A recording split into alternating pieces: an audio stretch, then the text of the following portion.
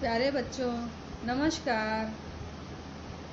हम आशा करते हैं कि आप लोग घर में होंगे, अपने परिवार के साथ अच्छे से दिन बिता रहे होंगे। ऐसी कठिन परिस्थितियों में कोई भी अपने घर से नहीं निकल रहा है, इसलिए आप लोग भी घर में हैं और घर में अपनी पढ़ाई सुचारू रूप से करते रहिए।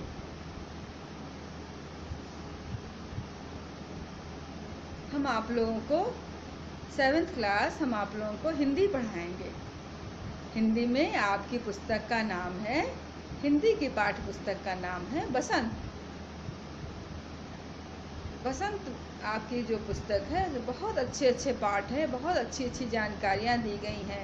इसमें कविता भी है, कहानी भी है, नाटक भी है, निबंध भी है।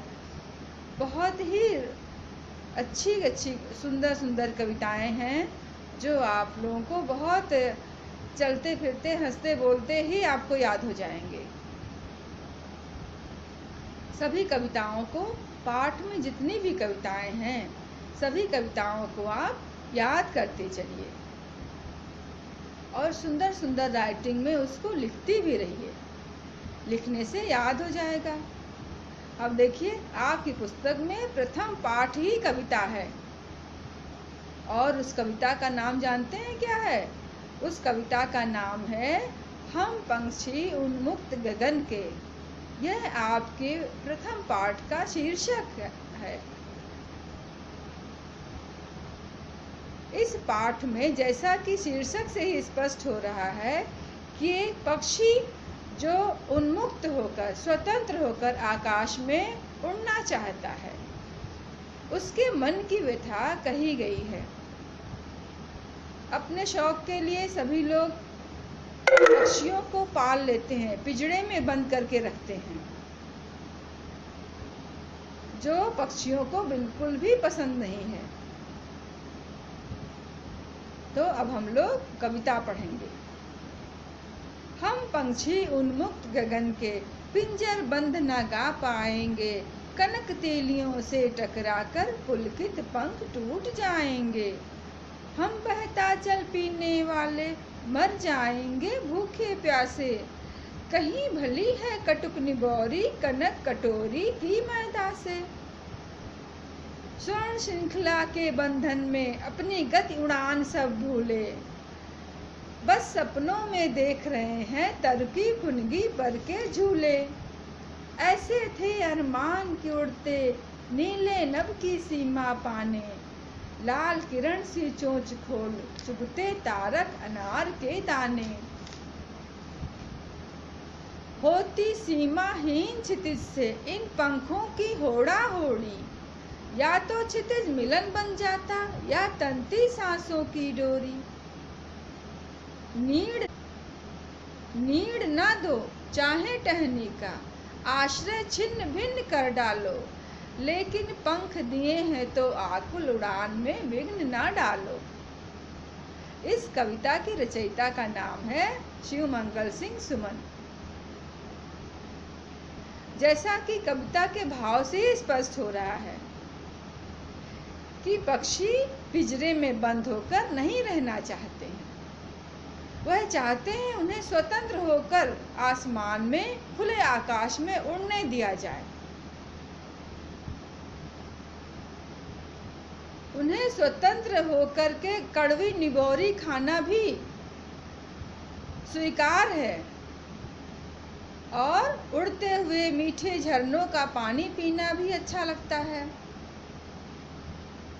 लेकिन पिंजरे में बंद करके यदि आप उन्हें सोने की कटोरियों में मीठे पकवान खिलाएंगे, वह उन्हें स्वीकार नहीं है। वह चाहते हैं कि अपने दोनों पंखों की गति को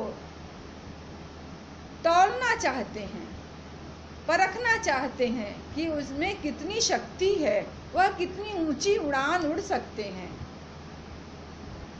उनका मन है कि वह उड़ते हुए आकाश की सीमा को पा लें और सूरज की किरणें, जो लाल सूरज की किरणें होती हैं, उगते हुए सूरज की जो लाल किरणें होती हैं आकाश में छाई रहती हैं, उन्हें वह अनार के दानों की तरह अपने चोंच में भर लेना चाहती हैं।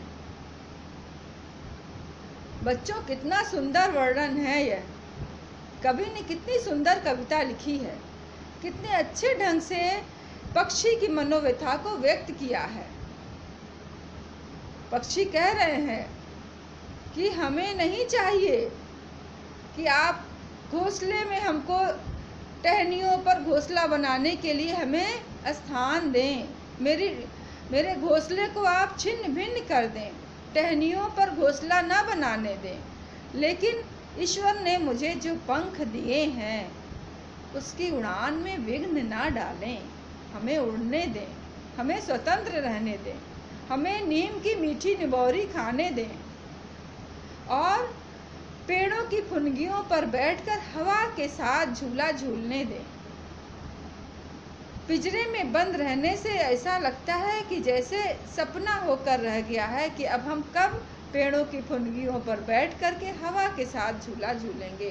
पेड़ों की टहनियाँ जब हवा के साथ हिलती डुलती हैं, उस पर पक्षी बैठे रहते हैं और वह उन्हीं के साथ भी हिलती डुलती, वही उनका झूला है, मन पसंद है, वही उनको बहुत अच्छा लगता है। आपने देखा होगा सुबह सुबह चिड़िया चहचहाती हैं। इस समय तो आप लोग घर में हैं, घर में चिड़ियों का चहचहाना सुनते होंगे। तो वह क्या उतने ही मन से पिंजरे में रह कर के प्रसन्न रहेंगी? कभी नहीं रहेंगी। जैसे यदि आप लोगों को किसी को कमरे में बंद करके रखा जाए और कहा जाए, जैसे आजकल लॉकडाउन चल रहा है और सभी लोग अपने घरों में बंद हैं, सबको क्या अच्छा लग रहा है? बहुत लोगों को नहीं अच्छा लग रहा है। और सोचिए, पिंजरे में पक्षी को हमेशा के लिए उसको लोग रख लेते हैं और यहाँ कुछ दिन भी लॉकडाउन में रहने से लोगों को कितनी कठिनाई हो रही है, यही सोच लीजिए। आप सोचिए कि जो लोग रह रहे हैं क्या उन्हें अच्छा लग रहा है, और वह पक्षी कैसे पूरी ज़िंदगी अपनी पिंजरे में बिता देते हैं। तो इसीलिए पक्षी अपने मन की व्यथा को इस कविता में व्यक्त कर रहे हैं कि हमें पिंजरे में ना रहने दिया जाए। बच्चों, इस पाठ का भावार्थ और अभ्यासकार सभी आप लोगों को, और कठिन शब्द भी सब आप लोगों को समझा दिया है और लिखवाया भी है। आप लोगों को कहीं कोई भी कठिनाई आए, तुरंत आप जब भी किसी भी समय आप व्हाट्सएप पर वीडियो कॉल करके या फ़ोन करके आप अपनी समस्या का निवारण कर सकते हैं। नमस्कार।